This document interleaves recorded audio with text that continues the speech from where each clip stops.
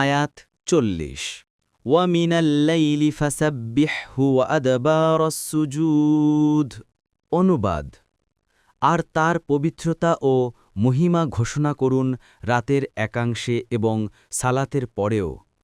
1 নং ফুটনোট: মুজাহিদ বলেন, এখানে ফাসাব্বিহহু বালে ফরজ সালাত বোঝানো হয়েছে এবং ওয়া আদবাআস সুজুদ বা সালাতের পশ্চাতে বলে সেই সব তসবিহ বোঝানো হয়েছে যেগুলোর ফজিলত প্রত্যেক ফরজ সালাতের পর হাদিসে বর্ণিত আছে।